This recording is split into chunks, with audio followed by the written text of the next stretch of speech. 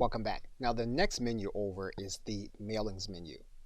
And you can use the mailings menu in order to prepare for an actual mailing with either envelopes or labels.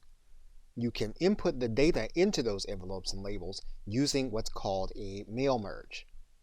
Now to go into the Create tab, we can look at the parameters for creating labels and or envelopes that we can print with our document. And in fact, when you open either the envelopes or labels, you'll notice that each one has a tab right over for the other.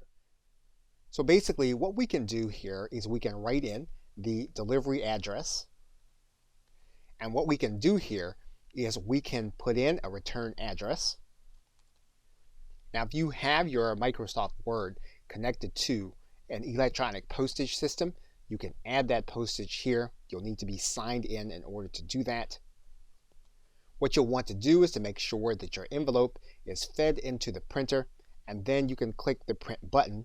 Or what you can do is you can add this to the document, and then when your document is printed, if you have an envelope inserted into the printer at the right point, then the document will print onto that envelope. We can use the same process if we are going to use printable labels. We can do that in this tab. We can click the Options button to determine exactly how we want to orient our content onto our envelope. We can also determine how we want to feed the envelope into our printer depending on how it works best.